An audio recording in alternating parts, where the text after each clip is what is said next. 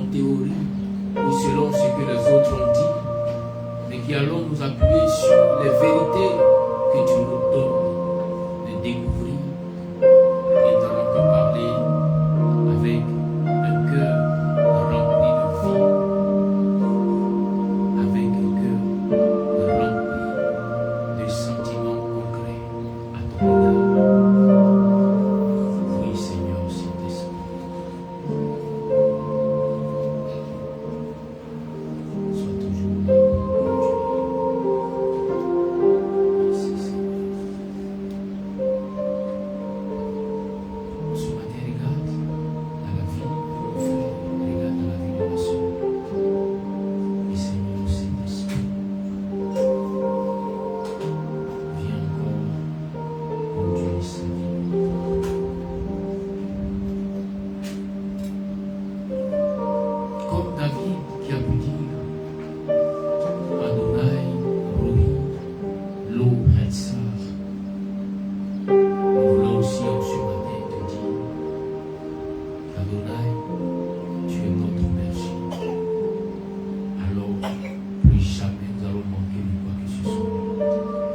Plus jamais ta paix ne pourra manquer dans nos vies. Plus jamais ta paix ne pourra manquer dans nos maisons. Oh oui Seigneur, lorsque tu partais, c'est le seul grand héritage que tu as légué à tes disciples. Tu leur as dit, je vous donne ma paix. Nous voulons que ta paix continue de grandir dans nos maisons, dans nos vies, dans nos activités. Car tu es Yeshua. Tu es Yeshua. Merci Seigneur.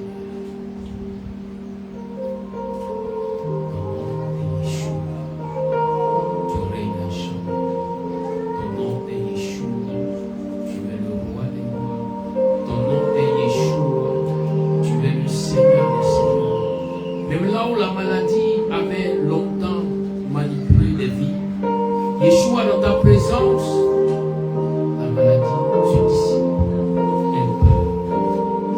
Là où la tristesse avait enveloppé les vies, Yeshua, dans ta présence, la tristesse n'est plus, mais la joie envahit nos cœurs et nos vies.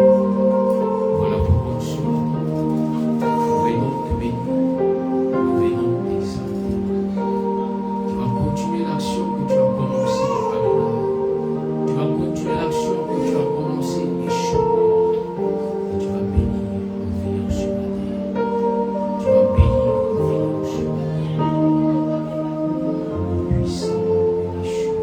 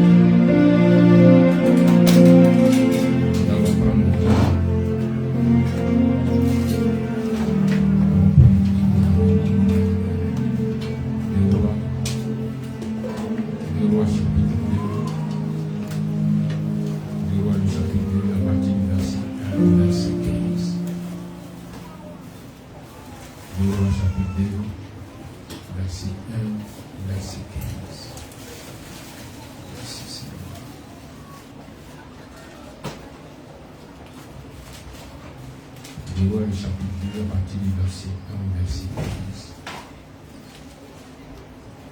Le thème que nous traitons ce matin est la puissance d'Élie se manifeste dans la parole d'Adonai en toi. La puissance d'Élie se manifeste dans la parole d'Adonai en toi. Hébreux chapitre 2 à partir du verset 1 au verset 15. On y va pour la lecture. Deux Rois chapitre 2, verset 1 au verset 15. Je lis la parole du Seigneur. Le jour où l'Éternel enleva Élie au ciel dans un tourbillon de vent, celui-ci partait à Gilgal avec Élisée. À un moment donné, il lui dit, « Reste ici, je te prie, car l'Éternel m'ordonne d'aller jusqu'à Bethel. » Élisée répondit, « Aussi vrai que l'Éternel est vivant, et que tu es toi-même en vie, je ne te quitterai pas. » Ils se rendirent donc ensemble à Bethel. Les disciples des prophètes qui habitaient à Bethel sortirent au devant d'Élisée et lui demandèrent, « Sais-tu que l'Éternel va enlever aujourd'hui ton maître au-dessus de toi ?» Il leur répondit, « Oui, je le sais, moi aussi, mais ne parlez pas de cela. » Élie lui dit de nouveau, « Arrête-toi ici, car l'Éternel m'ordonne d'aller à Jéricho. » Il répondit, « Aussi vrai que l'Éternel est vivant et que tu es toi-même en vie, je ne te quitterai pas. » Ils allèrent donc ensemble à Jéricho. Les disciples des prophètes qui habitaient à Jéricho vinrent au devant d'Élisée et lui demandèrent: sais-tu que l'Éternel va enlever aujourd'hui ton maître au-dessus de toi?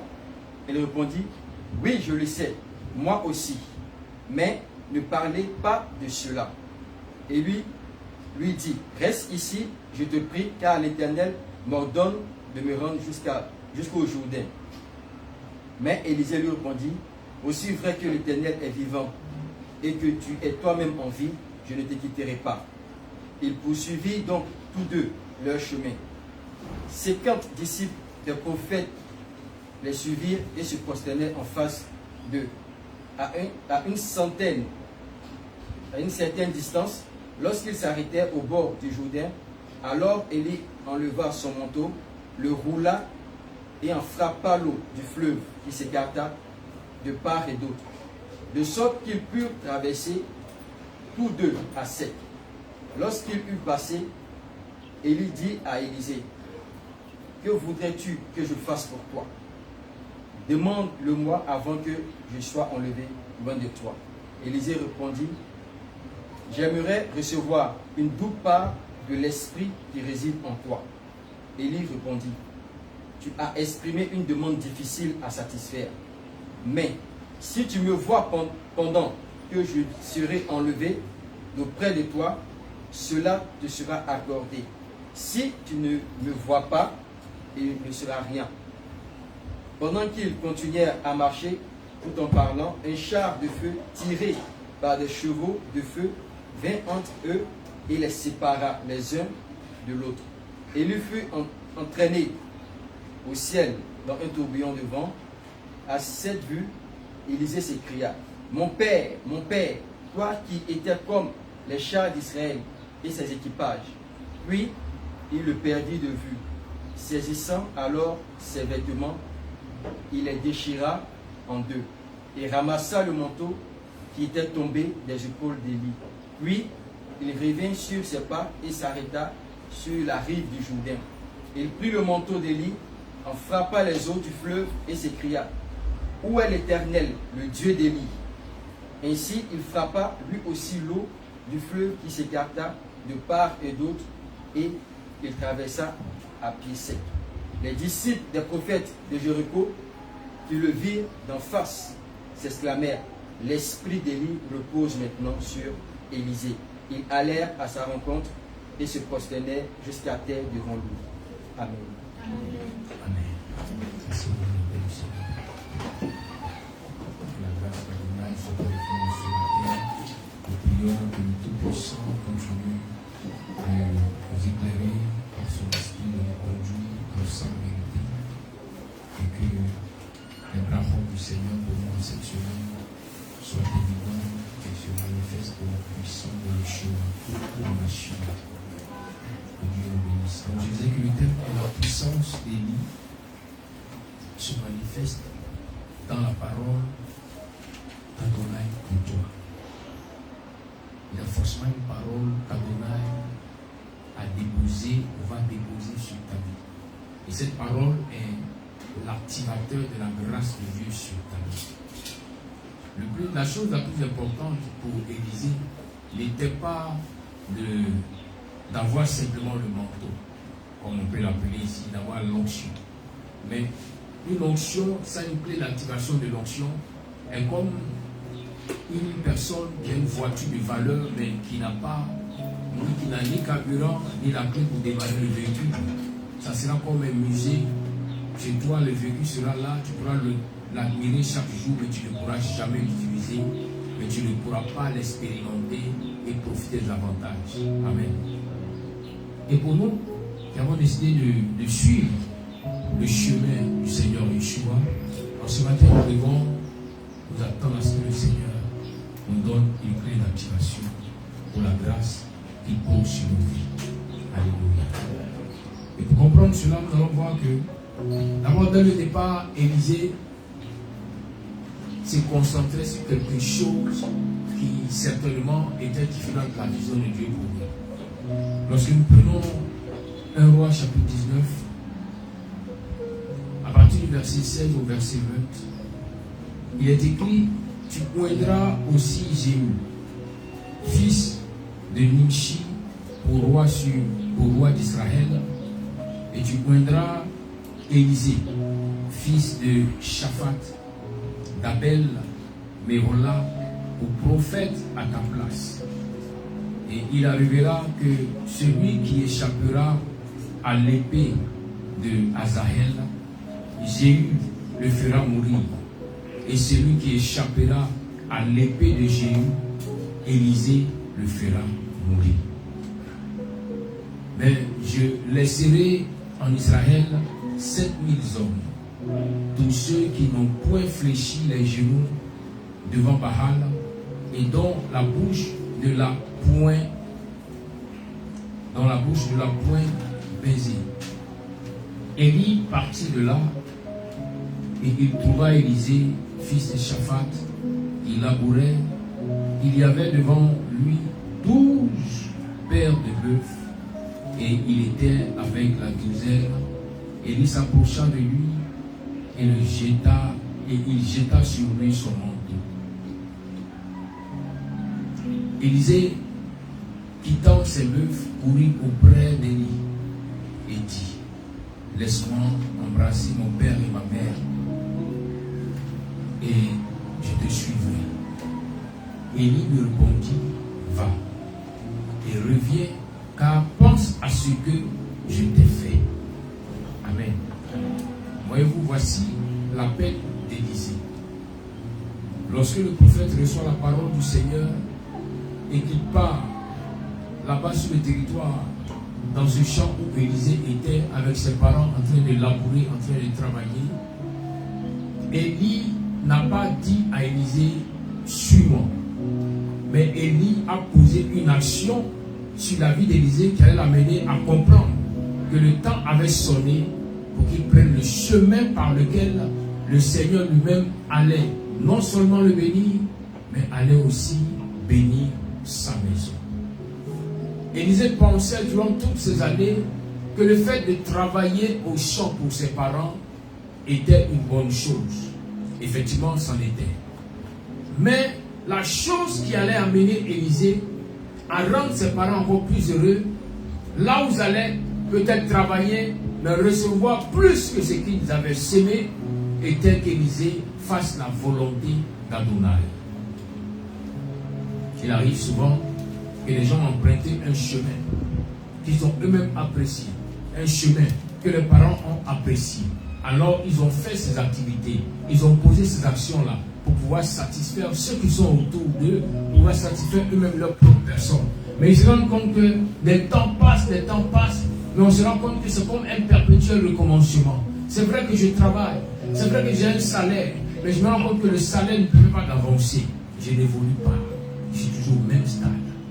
C'est payer le loyer, soigner les enfants, c'est pouvoir donner la nourriture dans la maison, et puis souvent on rigole un peu, mais je ne peux même pas dire que je vais épargner pour réaliser un projet.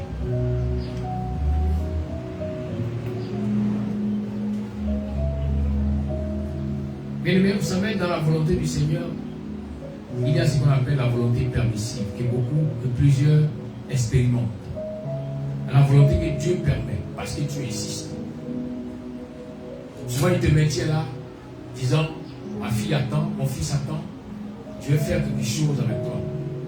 Mais souvent, à cause de la pression peut-être de la famille, à cause de la pression de l'entourage, ou de la pression de la société, que tu dis, Seigneur, c'est vrai que tu as dit que tu allais me bénir. Mais Seigneur, pour le moment, donne-moi ce concours, donne-moi ce travail, pour que j'ai au moins quelque chose pour me mettre sous la dent. Et à force d'insister, Dieu peut permettre que tu aies ce travail. Dieu peut permettre que tu aies ce foyer. Dieu peut permettre que tu aies cette activité. Pas parce que Dieu a permis que cela est de sa volonté parfaite. C'est ce que plusieurs ignorent. Il y a la volonté permissive, il y a la volonté parfaite. La volonté permissive pour Élisée ici était qu'il soit un grand laboureur, un grand cultivateur, pour la fierté de ses parents, pour prendre soin de leur donner à manger. Mais la volonté parfaite est celle que Élie a manifestée vis-à-vis d'Élisée. il a jeté sur lui son manteau. Et Élisée qui a compris le message spirituel s'élève et vient vers Élie et lui dit, je vais faire la volonté du Seigneur, mais laisse-moi aller embrasser mes parents. Et Élie lui dit, tu peux aller faire ce que tu veux, mais n'oublie pas ce que je viens de te faire. En d'autres termes, tu peux continuer même de vivre dans cette volonté permissible, mais n'oublie pas qu'il y a une activation des choses spirituelles qui sont tombées sur toi en ces jours. Donc, si tu veux, tu peux rester.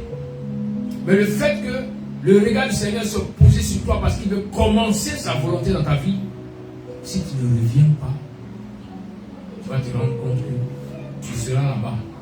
Ton champ va toujours produire, mais toi, tu ne seras pas heureux. Tu ne seras pas heureuse. Ainsi, plusieurs sont entrés dans une volonté permissive à cause de vouloir peut-être régler des problèmes, à cause de vouloir permettre à les parents de pouvoir être satisfaits. Mais aujourd'hui, ces personnes se regardent elles-mêmes et elles se rendent compte que, en fait, je vis comme quelqu'un qui a seulement le SMIC, le minimum. Quand même mon salaire n'arrive plus à satisfaire ma maison. Je peux payer le loyer, payer les factures d'électricité, d'internet, les factures d'eau, payer les factures de gaz. Mais il arrive que souvent même la nourriture, je commence, mais jusqu'à ce que le mois finisse, je me rends compte que mon grenier commence à devenir vide. Pour toi qui as remarqué ces choses, durant un long moment dans ta vie, il est temps que tu dises, Seigneur, j'ai voulu faire les choses de moi-même, mais désormais je veux vivre ta volonté parfaite. Je vais quant à moi aussi expérimenter ta volonté parfaite. J'ai fait un travail où, arrivé à ce moment, je n'ai plus l'amour de ce travail. C'est comme si on me forçait d'aller faire ce travail. Je ne me sens plus à l'aise. Bien-aimé, Job l'a dit, et Dieu parle tantôt d'une manière, tantôt d'une autre. Mais les hommes ne font pas attention à cela. L'Esprit de Dieu a commencé à te parler depuis un certain moment. Parce qu'il a vu que le temps où Adonai veut accomplir de grandes choses pour toi est arrivé. Mais tu es sur un chemin dans lequel la volonté de Dieu ne peut pas s'accomplir. Mais tu cries, Seigneur, donne-moi ta volonté. Donne-moi ta volonté. Il regarde et dit, mon fils. Il te regarde et dit, ma fille. Je veux bien te donner ma volonté. Je veux que tu l'expérimentes. Mon souhait, c'est que tu prospères à tous égards. Et que tu sois en bonne santé, qu'on prospère l'état de ton âme. Mais là où tu es, là où tu te trouves, n'est pas l'endroit où j'ai demandé au corbeau de te localiser. N'oubliez pas que Élie était un homme qui obéissait au Seigneur. Élie était un homme qui, même quand Dieu disait, va à gauche, il allait à gauche sans chercher à comprendre. Parce qu'il savait que le Seigneur était fidèle et bon. Élie, même avant de parler, avant d'agir dans une situation, regardez un peu, attendez un peu que Dieu lui parle. Voici ce qui a fait la différence entre Élie et Élisée. Élisée avait l'onction, donc souvent, il pouvait utiliser l'onction, faire les choses qu'il voulait. Mais en retour, les conséquences s'abattaient sur lui. Mais par contre, Élie était différent d'Élisée. Élie était un homme de feu et de puissance, mais sans l'autorisation du Seigneur, Élie n'intervenait pas dans une situation. Souvenez-vous que quand Élie a fait descendre le feu du ciel et que Élie a égorgé 450 prophètes de Baal et 400 prophètes d'Astarté, si je ne me trompe pas, tout le monde a vu que la puissance de Dieu était avec Élie. Mais à la suite, lorsque Jézabel a appris que Élie venait de tuer tous les prophètes d'Astarté de Baal, elle a envoyé un messager dit à Élie que si demain à la même heure, moi, Jézabel, je te rencontre, Élie, ce que tu as fait aux prophètes de Baal et d'Astarté, je vais te faire la même chose. En d'autres termes, pour dire, je vais t'égorger. Bien aimé, Élie avait la puissance de Dieu avec lui. Élie pouvait ordonner que le feu descende sur elle de là où elle était. Le Seigneur allait l'accorder cela. Mais Élie il n'a pas fait. À première vue, quand on regarde cette lecture, on se dit, mais pourquoi est-ce que Élie n'a pas invoqué le feu sur Jézabel? Bien aimé, ça aurait été Élisée, Jézabel était déjà grillée depuis son palais. Parce qu'Élisée n'était pas hésitant. Non, lui, dès que Dieu était frappé. Mais Élie, Jézabel l'a menacé de mort. Mais qu'est-ce qu'Élie fait? Élie sort et il va à la montagne de Dieu. Il va consulter Dieu pour dire, voici ce qui a été dit sur moi.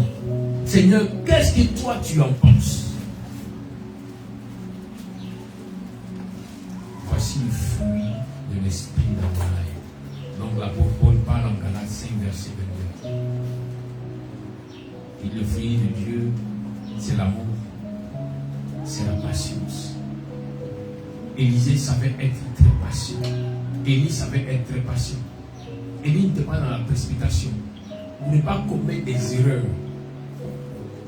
Parce que ce qu'un homme aura semé, il le moissonnera.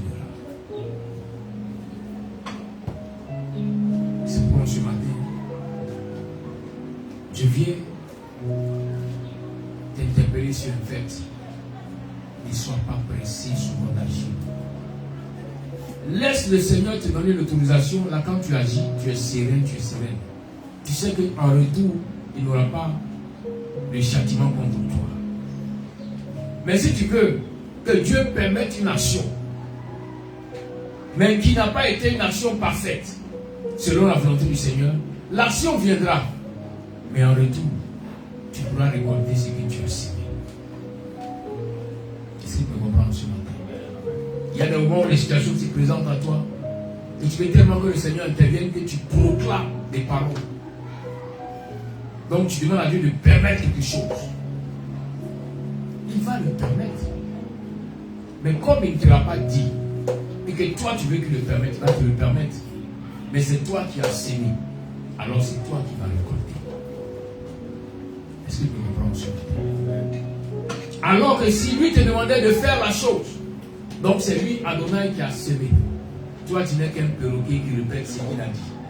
Et quand tu finis de répéter, quelle que soit l'adversité, lui-même interviendra. Regardez le mystère.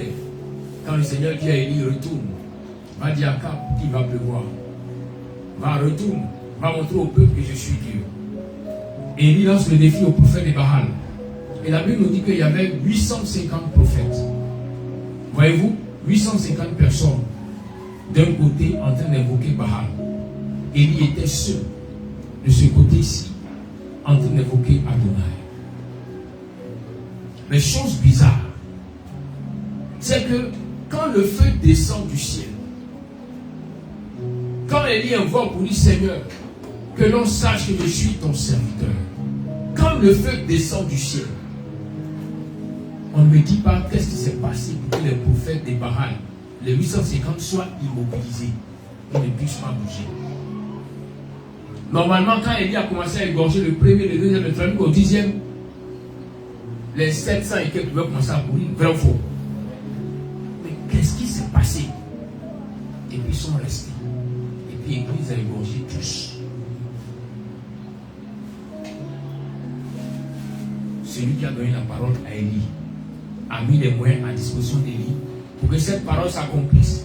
Et que Élie voit la main de Dieu aussi lui donner ses ennemis pour qu'ils puissent les égorger un à un jusqu'au dernier. Un à un jusqu'au dernier. Vous devez ici dans ta patience, tu attends que le Seigneur te donne une parole pour ta vie, pour ta maison. Quand cette parole viendra, même tes ennemis les plus puissants seront immobiles au devant de toi. Seront immobilisés. Il ne faut pas comprendre, mais la force qu'ils avaient va devenir comme quelque chose de neutre. Ils ne pourront plus rien. Maintenant, c'est toi qui vas décider de leur sort. C'est dans cela qu'on dit le pouvoir a changé de main. Car toute leur puissance qu'ils avaient va commencer à venir à toi. Que tu vas utiliser la même puissance pour les atteindre, pour les anéantir. Un à un. Tu décideras du jour où tu voudras égorger Y. Du jour où tu voudras égorger ce 10e prophète de Baal, ce 21e prophète d'Astarté. C'est toi qui vas décider ces choses. Pourquoi? Parce que tu as pris la peine d'attendre.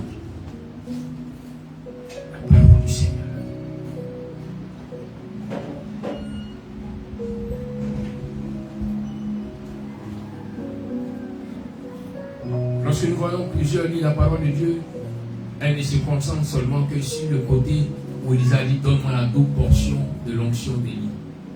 Élisa avait la double portion, mais Élisa n'avait pas le caractère qu'Élie avait. Souvent, pour que l'onction soit encore efficace, il te faut avoir le caractère rattaché à l'onction qui va permettre à l'onction de s'activer. Le caractère de faire seulement que la volonté du Seigneur. Quand le Seigneur te dira, même si tu as été giflé sur une joue, tant l'autre joue, pendant que tu as le pouvoir de réagir, fais-le. Car cela est la volonté du Seigneur.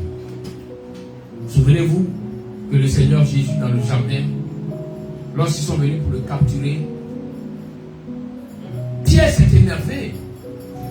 Pour dire pourquoi ils vont l'attaquer. Parce que Pierre avait toujours une épée avec lui.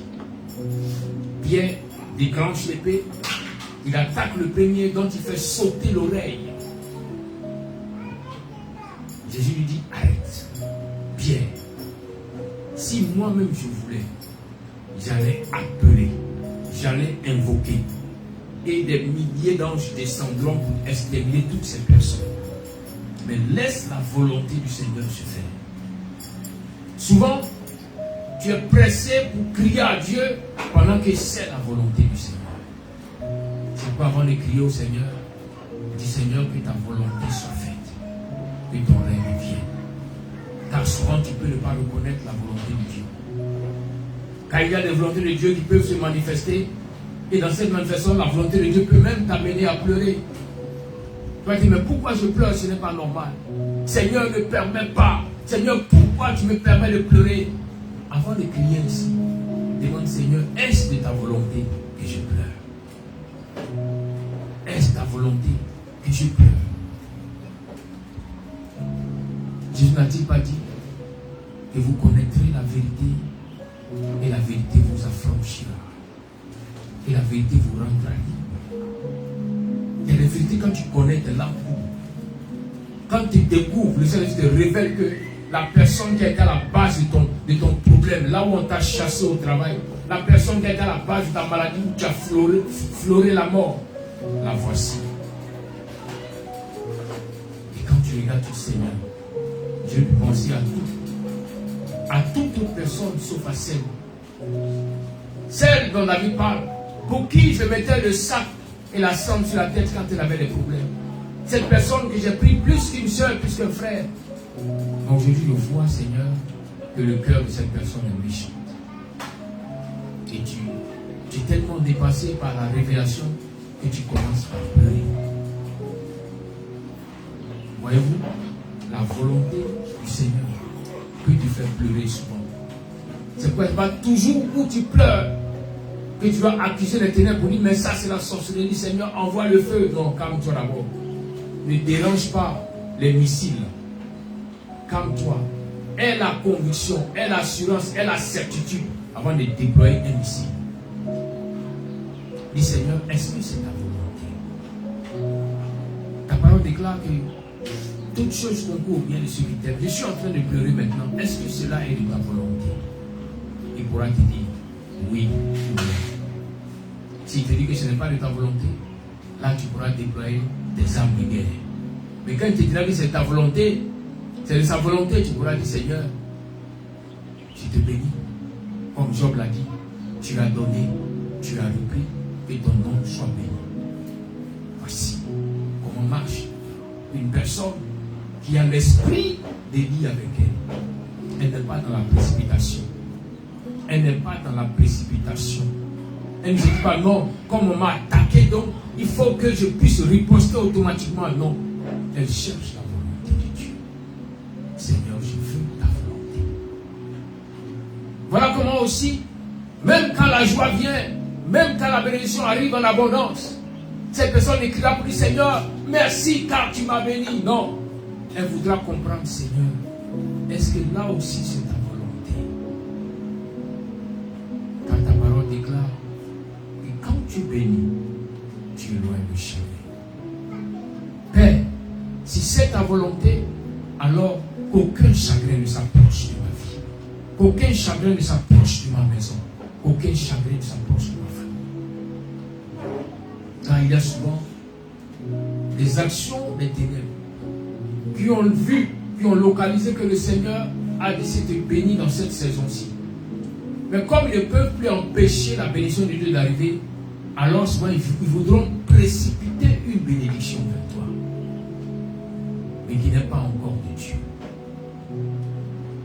Ils vont t'envoyer cette bénédiction, et puis tu accours, tu prends, tu bénis Dieu. Et puis à la longue, tu sens qu'il y a un chagrin dans la bénédiction. Tu sens qu'il y a un chagrin dans la bénédiction. Tu as l'argent que tu voulais, mais tu es malheureux, tu es malheureuse. Il y a un chagrin. Tu as reçu l'argent que tu veux, mais regarde autour de toi. Tes parents ont commencé à mourir. Les gens ont commencé à tomber malades. Et tu te rends compte que cet argent ne sert qu'à régler des problèmes et non pas à te rendre heureux ou heureuse. C'est pourquoi une bénédiction peut se présenter à toi, c'est vrai, que tu es dans le besoin. Mais demande, Seigneur, est-ce que c'est ta volonté? Seigneur, j'ai crié à toi parce que j'avais faim. Mais je vois la nourriture venir en abondance, Seigneur. Est-ce que cela vient de toi? Voilà pourquoi la patience est très importante dans la marche de la foi. Celui qui a l'Esprit de Dieu doit apprendre à être patient. À être patient. Les gens pourront te dire, mais tu as prié, tu as commencé à agir, tu attends quoi? Non. Même quand Dieu commence à agir, rassure-toi que c'est Dieu qui est en train d'agir. Mais ne saute pas sur la bénédiction automatiquement.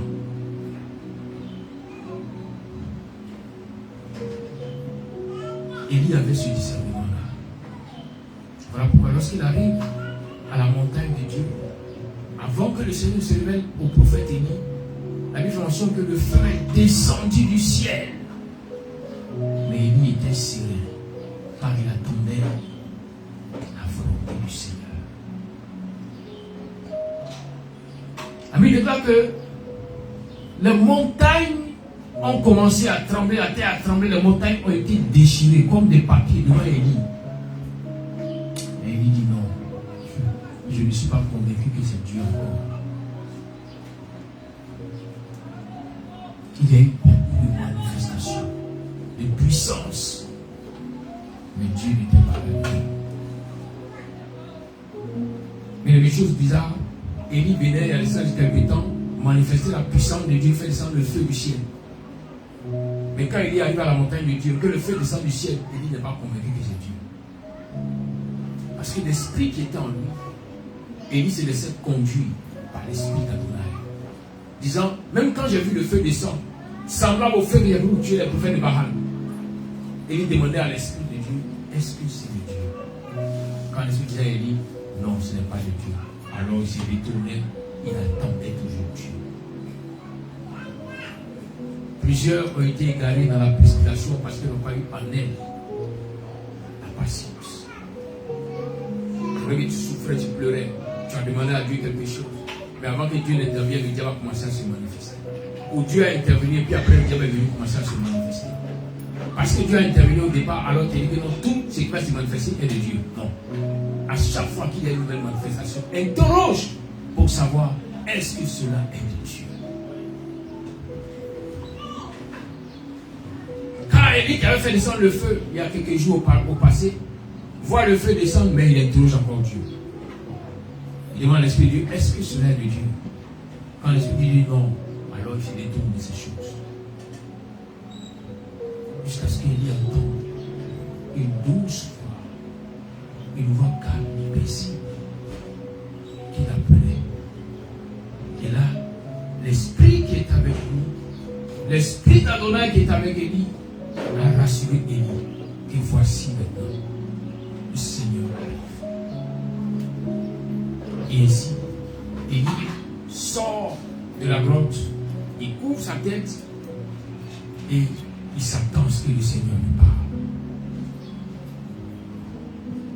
Quand les grandes saisons de bénédiction commencent à descendre sur une vie, sur une maison, sur une communauté, si ces personnes n'ont pas appris à développer le discernement, à laisser l'Esprit de Dieu les conduire, plusieurs pourront s'égarer pour entrer dans une bénédiction où il y a du chagrin et penseront que c'est Dieu qui leur a donné cela.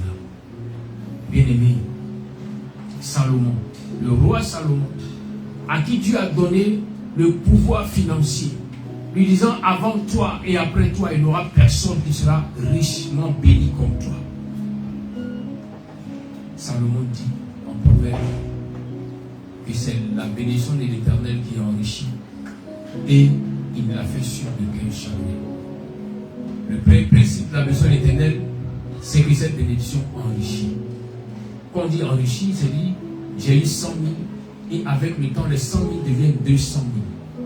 Avec le temps les 200 000 deviennent 300 000. Ça monte, ça monte. Voici l'enrichissement.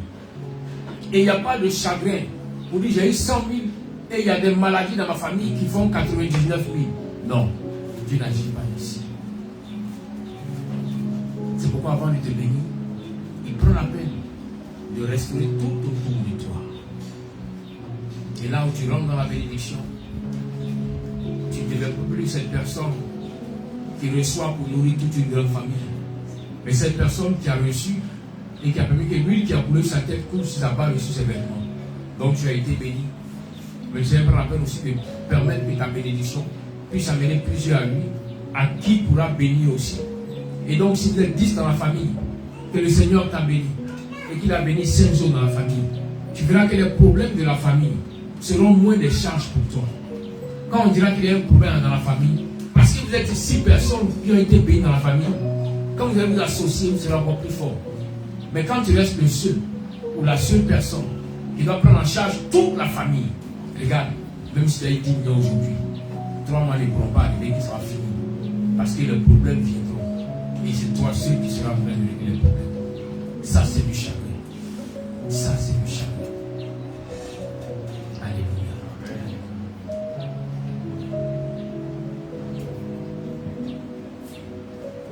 Élisée avait appris que la grâce de Dieu ne se limitait pas seulement à l'onction, mais aussi à la clé de l'onction. Voilà comment quand Élisée reçoit le manteau d'Élie, Élisée a compris que ce manteau, la première fois qu'il a été jeté sur moi, mon manteau était sur moi quand ce manteau est arrivé sur moi. Et à cause du fait que mon manteau était sur moi, quand le manteau tombe sur moi, et il vient prendre le manteau et il part. Et c'est moi maintenant qui cours pour aller vers Élie. Mais cette fois-ci, quand je demande le manteau que Élie me donne, Élie n'est plus. Mais si je veux conserver le manteau d'Élie, il faut que je me débarrasse de mon manteau. Alors Élisée se lève et déchire son manteau. Il déchire son manteau. Donc parce qu'il n'a plus de manteau à lui, il est obligé de conserver le manteau d'Élie tout le temps, tous les jours.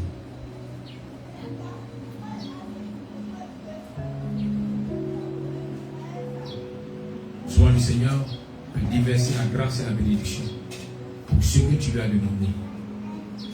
C'est la saison où tu vas être béni. Le Seigneur te donne l'onction de cette bénédiction. Mais l'onction vient. L'onction vient se confronter ou bien lutter contre une autre onction qui était là auparavant. Mais tant que tu ne t'es pas débarrassé de l'autre onction qui était là, tu ne peux pas voir la nouvelle onction commencer à se manifester. Il dit souvent que dans l'armée, si quelqu'un est promu au grade de capitaine, son vêtement qu'il portait en tant que lieutenant ou en tant que commandant, bien-aimé, il ne le portera plus. Vous comprenez? Il ne le portera plus. Ou bien tu diras qu'avant d'être capitaine, j'ai été sergent, j'ai été sergent-chef, j'ai été, mais il ne le portera plus. Parce qu'il a atteint un certain niveau. Je suis venu ce matin te dire qu'il faut déchirer l'ancien manteau pour cette saison nouvelle. L'ancien manteau de méchanceté, l'ancien manteau de rancune, l'ancien manteau de péché qui t'a maintenu dans la même situation depuis des années. Déchire. Déchire. Élisée était depuis des années qu'il avait quitté ses parents pour suivre Élie. Élisée était seulement que le serviteur d'Élie. Dans d'autres versions, même, il a dit que c'est lui qui mettait l'eau sur les mains d'Élie, était son serviteur. Mais quand le temps de serviteur passe, il va maintenant représenter l'onction. Il déchire le vêtement du serviteur. Tu dois déchirer le vêtement du serviteur. Afin que l'onction de celui qui doit dominer s'active sur ta vie. Et même quand tu auras déchiré le vêtement du serviteur, ça ne sera pas automatique, cette activation. Tu sais, prendre la peine de regarder, est-ce que tu ne regrettes pas le fait que tu as déchiré ton ancien manteau? Est-ce que tu n'as pas de regret? Est-ce que souvent tu n'as pas l'envie de retourner à l'ancien manteau? Il y a des gens qui font comme ça, une situation dans elle était dit, mais c'était dans mon avant, c'est que j'allais lui dire. Vous voyez, comme il se rappelle un peu de son ancien manteau. Non, tu n'as plus avoir d'avant. Christ a dit que si tu acceptes de lui appartenir, alors tu vas avec lui à la croix. Ton ancienne vie, elle ne peut plus être. Donc tu n'as pas le droit de t'appuyer sur l'ancienne vie pour parler. C'est comme si tu regrettais, c'est comme si tu voulais reprendre l'ancien manteau que tu as déchiré. Là où un problème arrive dans ton couple, tu dis non. C'est à cause de Dieu. Dans le temps normal. Moi j'étais déjà parti voir Awa. Mon frère, si tu as quitté ce monde-là, il faut l'oublier. Mais le simple fait que tu proclames cela de ta bouche, tu es en train de dire au Seigneur que tu regrettes d'avoir pris ce chemin.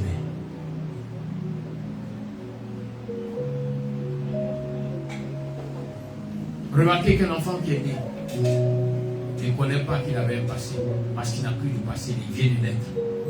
Même quand sa mère met du temps à lui donner à manger, l'enfant ne dira pas, si je savais, je restais chez l'autre femme qui me nourrissait avant de venir ici. Non, l'enfant n'a pas ses idées parce qu'il n'a jamais eu ses idées.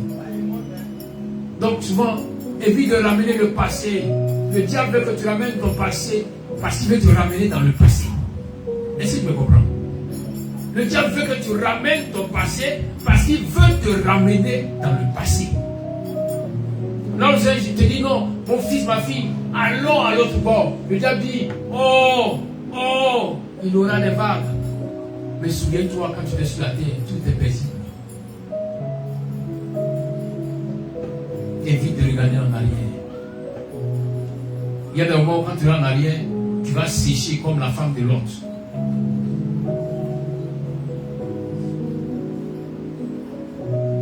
Donc ils diront, mais la femme de l'autre est devenue du sel. Mais Jésus a dit que nous sommes le sel de la terre. Mais elle est devenue du sel, mais elle bougeait. Du sel immobile. Donc il n'y a pas d'évolution. Du sel immobile, tu es là, tu n'évolues pas, tu n'avances pas. Vous comprenez? Rappelez-vous qu'à chaque fois que le diable voudra vous ramener en arrière, vous rappelez le passé, c'est qu'il veut vous ramener en arrière.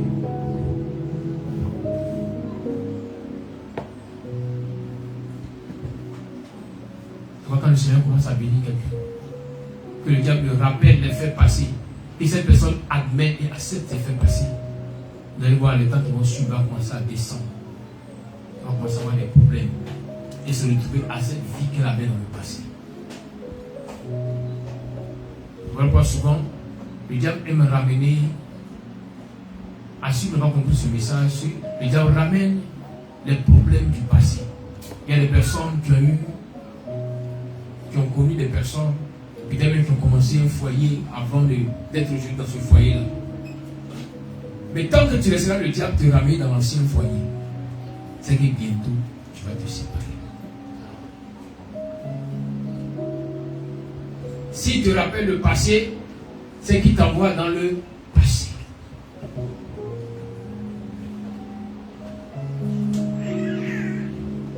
Tu peux être capable de dire au diable, non, je ne suis plus cette personne-là. Celle-là, elle est morte à la croix avec Jésus. Je suis une nouvelle création. Alors, comme Paul le dit, les choses anciennes sont passées. Voici, toutes choses sont devenues nouvelles. Alors, je ne pense qu'aux nouveautés. Je ne pense qu'aux nouvelles choses. Même si le visage de ce monsieur ressemble au visage de l'autre qui m'avait torturé il y a de cela 10 ans. Mais ce ne sont pas les mêmes personnes. Parce que même la science a démontré que même les empreintes digitales qu'ils ont sont différentes. Donc ce ne sont pas les mêmes personnes. Je ne peux pas prendre le problème de X pour envoyer sur Y. Ce ne sont pas les mêmes problèmes. Ne laisse pas le diable qui est le père du mensonge te manipuler par le mensonge en voulant te ramener dans ton passé. C'est pourquoi n'enlève pas seulement le manteau pour le déposer. Ce n'est pas arrivé un temps où tu vas dire, je peux le reporter encore. Mais fais comme Élisée, déchire le manteau. Dis à ton voisin, déchire-le en morceaux. C'est en déchirant le manteau que tu es sûr et certain que même quand ça ne va pas, même quand ça sera difficile, tu es condamné à porter le nouveau manteau et attendre la main de Dieu. Quand Élisée prend le nouveau manteau qu'il porte après avoir déchiré les premiers manteaux qu'il avait, arrivé devant le Jourdain ne l'obéit pas. Le Jourdain n'obéit pas à Élisée. Élisée ne comprend pas. Et d'habitude, quand on arrive, mon maître, à peine qu'il parle, que le Jourdain s'ouvre. La Bible dit que le Jourdain n'obéit pas à Élisée. Élisée dit non, il y a quelque chose qui ne va pas. Il prend le manteau, il enlève le manteau qu'Élie lui avait donné et il commence à frapper les os du Jourdain avec le manteau. Mais quand il frappe les os du Jourdain, le Jourdain même n'obéit pas. C'est pourquoi je vais vous dire que l'onction sans la clé ne peut pas être activée. Mais lorsque Élisée comprend qu'il faut que je parle et que je proclame en appelant le Dieu d'Élie, et qu'il dit où est le Dieu d'Élie, par sa parole, le Jourdain commence à obéir et il commence à s'ouvrir. Bien-aimé, il n'y a aucune situation qui existe sur terre qui n'a pas d'oreille pour entendre ce que tu vas dire. Toute situation a des oreilles. Mais souvent, comme tu te fies à tes yeux physiques et que tu n'as pas vu de grosses oreilles sur la situation, alors tu refuses de parler à la situation. Tu as vraiment l'onction. Déjà dit, te bénis, c'est le temps. Mais est-ce que tu as la clé de l'onction? Et Jésus n'a-t-il pas dit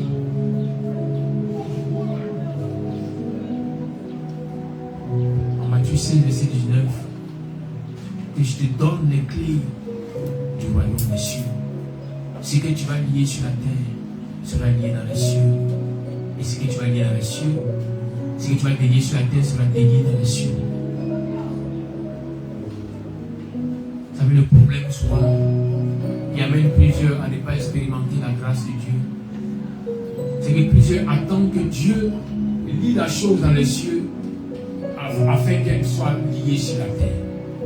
Plusieurs attendent que Dieu délie les choses dans les cieux afin qu'elles soient déliées sur la terre. Alors, en aucun autre endroit de la parole de Dieu, il est dit cela. Voilà pourquoi ta prière n'est pas exaucée. Seigneur, toi-même tu connais. Seigneur agit, toi-même tu connais. Tu connais quoi? Parce que dans ton esprit, il faut que Dieu lie la chose pour qu'elle soit liée ici. Non. Il dit, c'est toi qui dois lier la chose. Pour que moi, Dieu, aussi je lie. Donc, tout commence sur la terre avant d'aller au ciel. Mais tout ne commence pas au ciel pour venir sur la terre. C'est ce que vous comprenez ce matin. Voilà pourquoi quand Dieu va se révéler pour la première fois à Jacob, quand il quitte la maison de son père pour aller sur Laban, sur le chemin, là où il a les songes, Dieu parle clairement à Jacob. Regardez très bien. Jacob voit dans les songes qu'il y avait une échelle qui était sur la terre et qui touchait les cieux. Mais chose bizarre, Jacob voit les anges monter et descendre. Dis à ton frère, monter et descendre. Il n'a pas été dit que Jacob a vu les anges descendre et monter. Est-ce que vous comprenez ce matin? On vous montre le cheminement de la réalité spirituelle. Les anges dont on pense très souvent, qui sont aux cieux, qui sont là-bas. Donc quand on crie, ils doivent descendre avant de remonter. La Bible dit que Jacob a vu les anges qui montaient et qui descendaient. Et quand les anges montaient, Adonai disait à Jacob, je suis le Dieu de ton père, Abraham, le Dieu de ton père, Isaac. Je serai avec toi. Partout où tu iras, je serai avec toi. Mais remarquez, quand Jacob se réveille, il ne dit pas que non, le Seigneur dit qu'il sera avec moi, donc il n'y a pas de problème. Non. Jacob avait été enseigné par son grand-père Abraham sous les tentes. Jacob connaissait les clés du monde spirituel. Jacob savait que tout commence sur la terre avant d'aller au ciel. Et c'est en retour que nous recevons ce que nous avons demandé sur la terre, que le ciel nous ramène sur la. Donc quand Jacob s'élève, il dit qu'il prend l'huile et il commence à appeler sur la terre ce qui veut que Dieu lui donne. Vous avez remarqué que c'est la même parole que le Seigneur lui a dit, que Jacob répète. Mais cette fois-ci, il active sur la terre pour que les anges qui sont là puissent prendre ces paroles, la mener à Dieu et revenir avec la réponse. Parce que quelle est la démarche spirituelle? Le Seigneur pourra te dire, je vais te bénir. Toi-même, il te donne les paroles. Ma fille, je vais te donner un mariage glorieux. Mais la fille se lève le matin, elle dit, Seigneur, merci. Oh Seigneur, tu es bon. Je t'adore. Tu n'as rien compris du message. Tu n'as rien compris du message. Dieu l'a dit. Mais si toi qui es sur la terre, qui a donné le pouvoir, tu ne proclames pas ce message, ça ne viendra pas.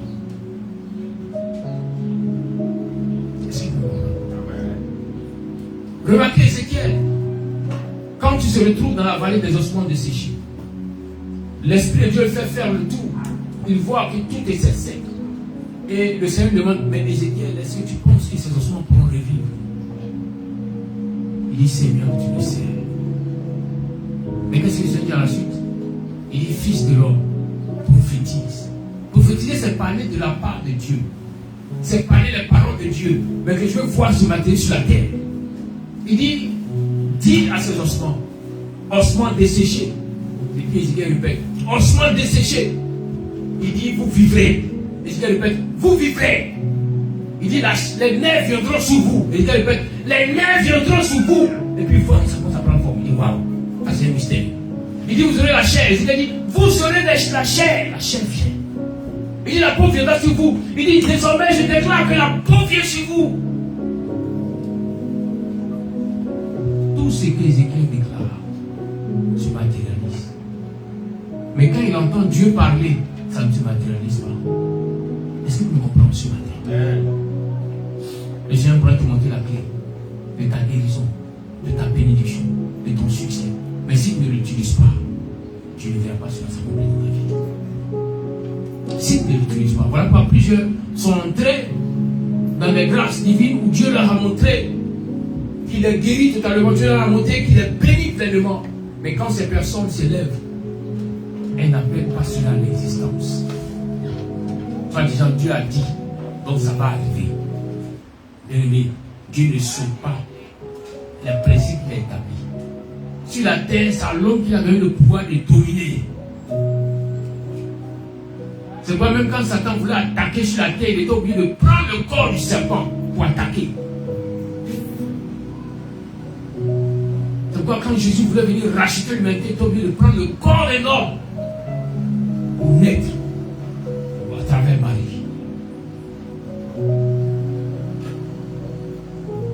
L'onction peut être là, comme la double portion de l'onction sur Élisée. Tu peux prendre le manteau de l'onction, frapper et il n'aura rien. Tant que ta bouche n'active pas les choses, Souvenez-vous qu'il a dit à Josué que ce livre de la loi sera un point de ta bouche. Médite-le nuit et jour et tu auras du succès dans toutes tes entreprises. Et si Josué s'appuyait seulement sur le fait que Dieu a dit à Moïse, qui m'a dit que le Seigneur dit, je serai le remplaçant, alors quand Moïse sera plus, Dieu me conduira. Alors Seigneur, je suis Josué, n'oublie pas que je suis Josué. Tu as dit à Moïse que tu me conduiras. Rien n'allait se passer.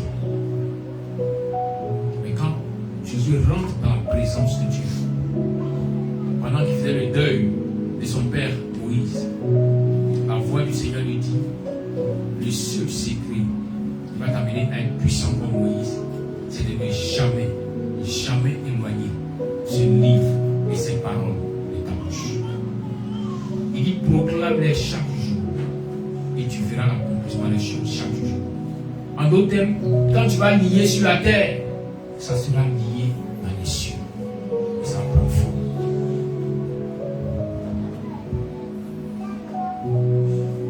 C'est pourquoi, rappelle-toi, tel que la Bible dit que 1000 ans pour sécuriser un seul jour. Ça vous dit que peut-être il y sera 15 ans, il y sera 18 ans, il y sera 20 ans. Et c'est des années que le Seigneur t'avait parlé d'une bénédiction. Il t'a montré clairement les choses. Il t'a dit, c'est toi que je vais élever. Mais quand tu es élevé, tu n'as pas scellé la bénédiction. Tu n'as pas pris la résistance. C'est resté au congélateur. Aujourd'hui, je veux que tu enlèves cette maison du congélateur, que tu la réchauffes et tu commences à appliquer à ta vie. Tu verras que tout ce que Dieu a dit va commencer à prendre forme. Aujourd'hui, soit Jacob qui a entendu le Seigneur assis sur ton lit dit, je serai avec toi. Jacob s'élève, il prend son huile. Il dit, Seigneur, si tu es avec moi, il est en train d'appeler à l'existence quelque chose qu'il veut voir manifester. Et quand il finit de parler, il continue son chemin. Et quand il arrive chez Laban, son nom, il se rend compte que le Dieu qu'il a invoqué est avec lui. Mais si Jacob n'avait rien dit, et Jacob partait, il avait souffert des années pour rien. Pourtant Dieu s'était révélé à lui. Est-ce que vous comprenez ce matin? Le Seigneur peut se révéler à toi. Il t'a montré les choses. Mais est-ce que tu les veux? Est-ce que tu les as appelés à l'existence? Il y a des personnes ici qui ont crié au Seigneur pour Seigneur, je veux un véhicule. Seigneur, j'ai besoin de ça pour travailler. Et puis Dieu te montre dans les songes. Il te donne même la marque du véhicule. Il te montre, et puis te voit, tu es assis dans le véhicule. Tu te lèves le matin et tu dis, ouais, le Seigneur m'a exaucé. J'ai montré que je veux un véhicule. Mais j'ai vu que le véhicule là, on va me donner le véhicule, mais j'attends le véhicule. Tu attends quoi? Est-ce que tu as appelé cela à l'existence? Est-ce que tu as appelé cela à ce que c'est manifeste dans ta vie? Tant que tu ne l'as pas appelé, elle est toujours au congélateur. C'est pourquoi je veux t'exhorter aujourd'hui. Ouvre le congélateur spirituel. Regarde comment il est rempli de toutes ces promesses depuis ces mois, depuis ces années. Dieu t'a parlé certainement, mais tu as gardé la parole. Tu ne l'as pas appelé à l'existence. Le moment t'est donné, bien aimé, là où tu es, je veux que tu commences à appeler à l'existence ces choses que Dieu t'a dites. Comme Jacob commence à parler au Seigneur. Dis Seigneur, si tu me bénis, si tu m'élèves, si tu me donnes d'être vraiment prospère, oh, tu m'as dit, mais maintenant je veux voir cela se matérialiser dans ma vie, se matérialiser dans ma maison. Je veux utiliser les clés pour que l'onction qui est sur ma vie puisse s'activer. C'est Baladama, chez Sikano, Rebro, Chavalado, Silandolo, Silanado, Arimayadalaba, Chevere, Sikrando. Si le Seigneur t'a montré ces choses, c'est parce qu'il est prêt à les accomplir dans ta vie désormais. Alors appelle cela à l'existence. Appelle cela à l'existence. Et tu verras. Adonai agira en lui. Et cela sera matérialisé dans ta vie, dans ta maison, au nom puissant de Yeshua. Les bras s'ouvrent. Mais la ramène chante les bêches. Les bras s'ouvrent. Les bêches, ça va garder les bêches, les bras s'ouvrent. Les bras s'ouvrent.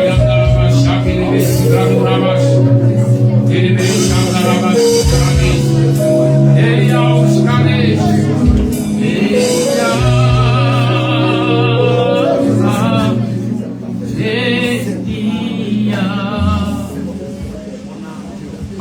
parle au Seigneur. Elia.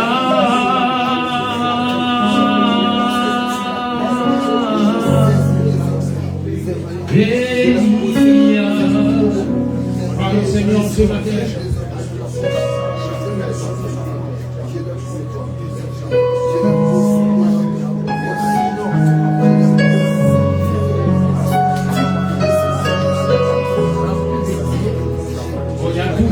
Si kabrona mahan sakayade. Oya tungalo si kelele para osomo sakayala.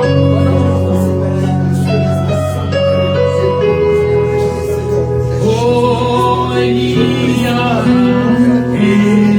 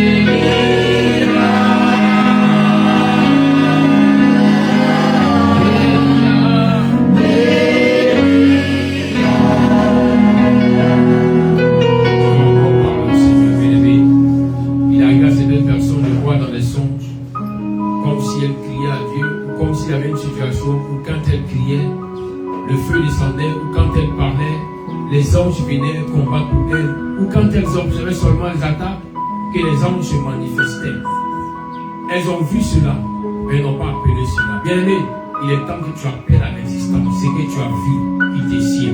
Il dit tout ce que tu verras sur la terre sera lié dans les cieux. Ce que tu délieras sur la terre sera délié dans les cieux. De même, des actions négatives que les sorciers, la sorcellerie t'a présenté contre ta vie, contre ta maison, tu vas lier cela, tu vas délier cela sur ta vie et mettre dans le feu de la géhenne. Parle au Seigneur, parle au Seigneur. Parle.